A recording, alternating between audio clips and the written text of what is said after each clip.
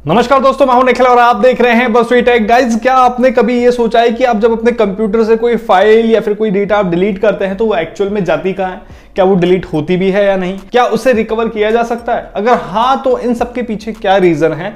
And तक video देखिएगा, काफी सारी चीजों का खुलासा आज इस वीडियो में होगा। इस वीडियो से आपके कुछ ऐसे कॉन्सेप्ट क्लियर होंगे जो आपको फ्यूचर में हेल्प करेंगे।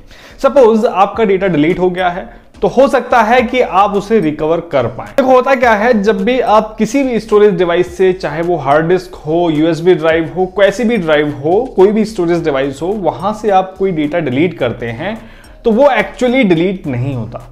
आपके स्टोरेज डिवाइस में या फिर आपके स्टोरेज ड्राइव में जो फाइल सिस्टम है वो क्या काम करता है, जो स्पेस उस फाइल ने ऑक्यूपाई किया हुआ था या फिर कह सकते हैं कि उस फाइल ने घेर रखा था जिसे आपने डिलीट कर दिया, तो स्टोरेज डिवाइस का जो फाइल सिस्टम है वो क्या करता है, उसे वापस से रीयूज करने के लिए अवेलेबल कर देता है। अब जब तक वो स्पेस किसी दूसरे या फिर नए डेटा से ओवरराइट नहीं होता है, तब तक वो डेटा रिकवर किया जा सकता है किसी न किसी टेक्निक से या फिर किसी भी डेटा रिकवरी सॉफ्टवेयर से।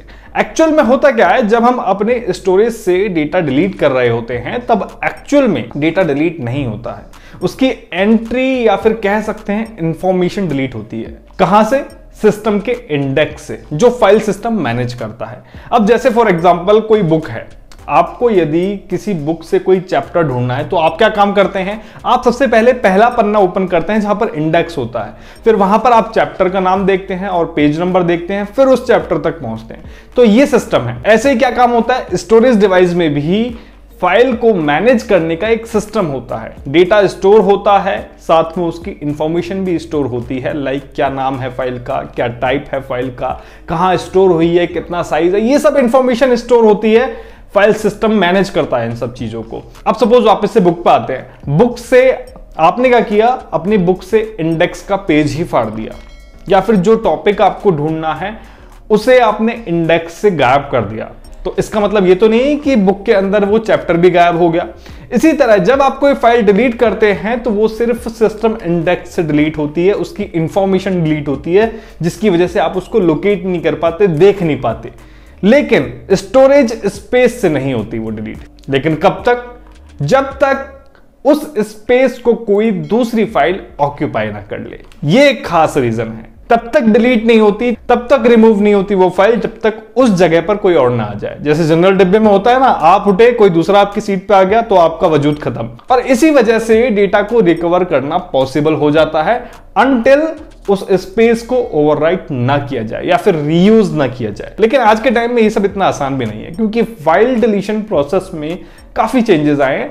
टेक्नोलॉजी के साथ साथ फाइल डिलीशन प्रोसेस भी समय के साथ साथ सिक्योर हुआ है, जिससे फाइल को रिकवर करना इजी नहीं रहा है। फाइल डिलीशन प्रोसेस डिपेंड करता है ऑपरेटिंग सिस्टम और फाइल सिस्टम पर। कुछ फाइल सिस्टम इतने सिक्योर हैं, उनमें इनबिल्ट मैकेनिज्म होता है ये कि डेटा को सिक्योरली इरेज कैसे करना, जिसमें क्या होता है, डेटा डिलीशन के समय ही उस स्पेस को ओवरराइट कर दिया जाता है। इस मैकेनिज्म की वजह से फाइल रिकवरी प्रोसेस जो है वो काफी डिफिकल्ट हो जाता है। ऐसे ही काफी सारे थर्ड पार्टी टूल्स भी हैं जो इंडिविजुअल तरीके से आपके सिस्टम में ये काम करते हैं। तो कुल मिलाकर अगर आप अपने सिस्टम से या फिर स्टोरेज डिवाइस से अगर कोई डेटा या फिर फाइल डिलीट करते हैं तो ये जरूरी नहीं है कि वो पूरी तरीके से डिलीट हो। अगर आपने गलती से अपने सिस्टम से डेटा डिलीट कर दिया है तो उस पर नया डेटा बिल्कुल भी ओवरराइट ना करें, जिससे कि आप डेटा रिकवर कर सकें या फिर डेटा रिकवरी प्रोसेस आसान हो जाए।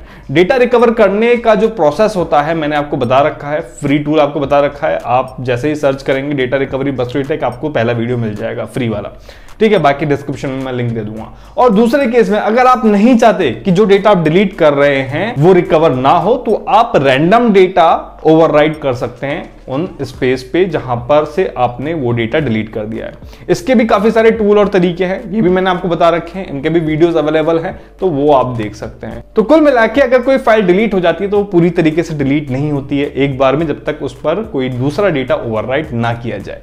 वीडियो अच्छा लगा हो तो लाइक जरूर कीजिएगा। ऐसे ही इंटरेस्टिंग वीडियोस के लिए बस टेक अभी फॉलो करें। मैं मिलता हूं नेक्स्ट वीडियो में नई जानकारी के साथ, तब तक के लिए धन्यवाद। जय हिंद।